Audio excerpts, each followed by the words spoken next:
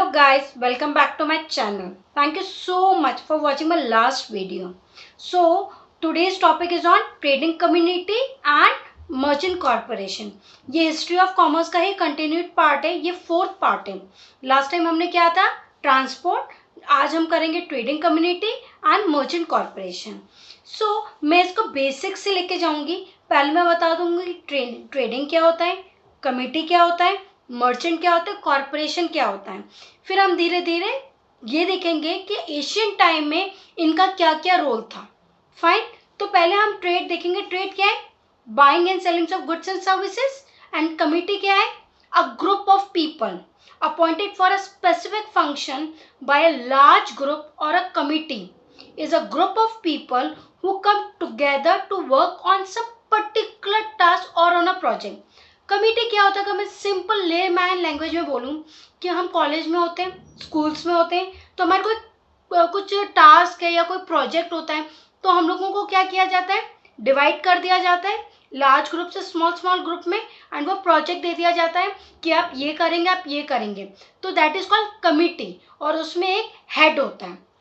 तो fine, what is the meaning of trade committee. तो अब हम ट्रेडिंग कम्युनिटी का कंटिन्यू करेंगे कि एशियन टाइम में इसका क्या रोल था.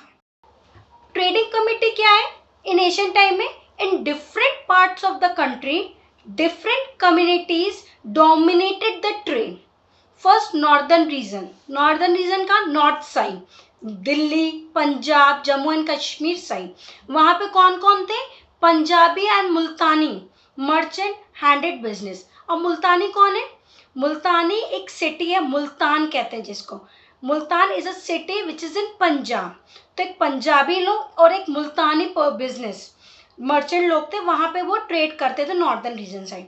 वेस्टर्न इंडिया साइड वहां पे महाजन was managing the train in urban areas such as Ahmedabad.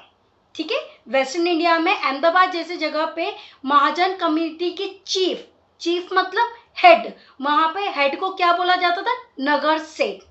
तो नॉर्दर्न रीजन में कौन थे? Punjabi and Multani. Western India में क्या था? महाजन. और अहमदाबाद के लोग, वहां पे जो चीफ होता था महाजन को, वो उसको क्या बोलते थे? नगर सेठ. ठीक है, दो हो गया हमारा. नेक्स्ट इज साउथ में क्या था? चित्तार्स. वहां पे चित्तार्स लोग मैनेज करते थे trade. And in Gujarat and Rajasthan में Bhatt was manage the trade. Clear? हमने चारों कर लिए, northern region, western India, south, Gujarat and Rajasthan में. ठीक. अब हम देखेंगे मर्चेंट कॉर्पोरेशन. लेकिन मैं पहले देखेंगे कि मर्चेंट का सिंपल मीनिंग क्या होता है. मर्चेंट को अगर मैं दूसरे नाम से बोलूँ तो होलसेलर और रिटेलर होते हैं. सिर्फ ये है मर्चेंट. अब देखिए एशियन टाइम में क्या रोल है उसका. अ पर्सन और company involve in wholesale trade, specially one dealing with foreign country और supplying goods to particular company. मतलब मर्चेंट वो होते हैं जो buying and selling of goods and services कहते हैं, जो होलसेलर और रिटेलर होते हैं.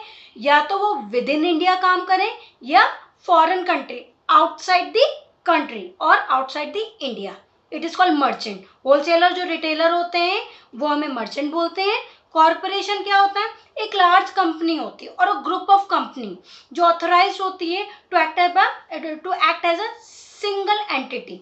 तो मर्चेंट कॉर्पोरेशन क्या हुआ? ऐसा कॉर्पोरेशन जो एक लार्ज कंपनी होती है और ग्रुप ऑफ कंपनीज होती है जो मिलकर काम करता है, जिसमें क्या होता है? होलसेलर्स भी होते हैं, रिटेलर्स भी होते हैं, डिस्ट्रीब्यूटर्स होते हैं, प्रोड्यूसर्स होते हैं, जो ट्रेडिंग करते हैं buying and selling of goods and services.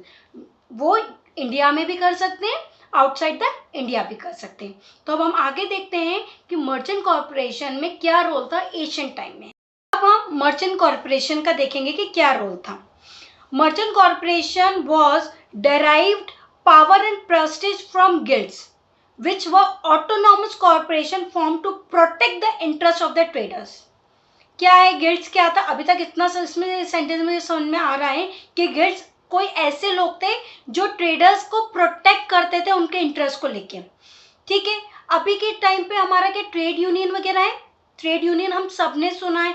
वो क्या करते हैं? जो वर्कर्स होते हैं उनके हेड होते हैं, क्या गलत हो रहा है, क्या सही होता है, वो हम एम्प्लॉयर के सामने रखते हैं, अपने हाई लेवल या टॉप लेवल मैनेजमेंट के सामने अपनी बात रखते हैं.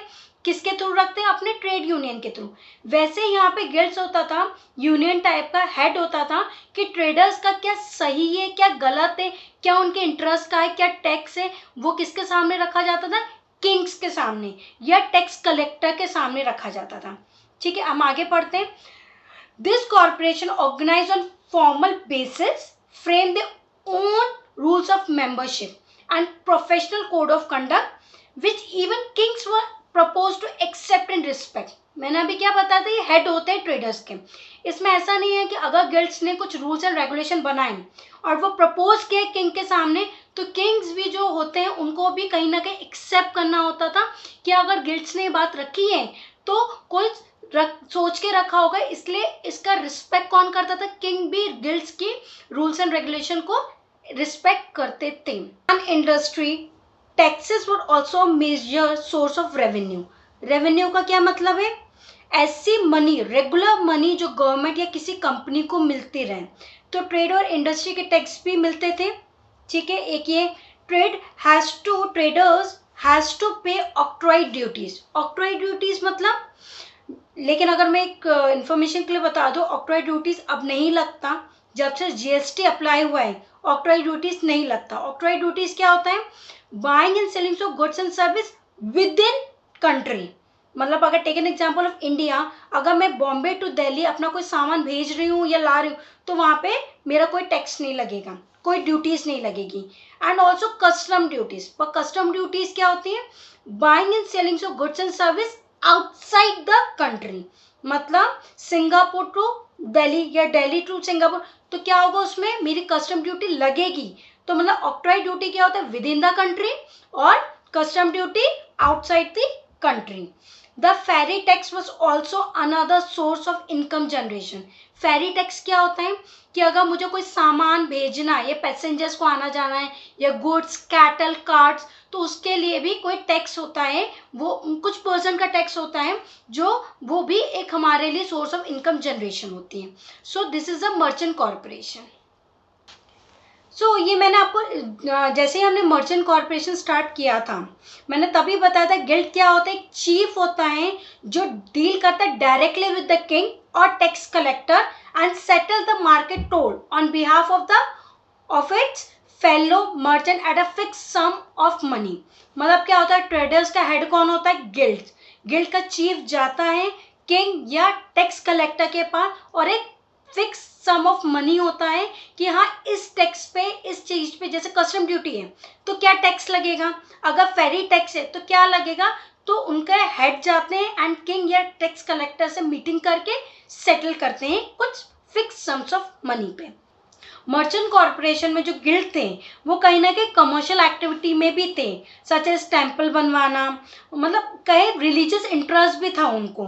सो इसकी वजह से वो big merchant to gain power in the society. तो इसकी वजह से मर्चेंट का कहीं ना कहीं अच्छा पावर हो गया था in society. Thank you so much for watching my video. Please do like and share with your friends. Thank you. Bye bye.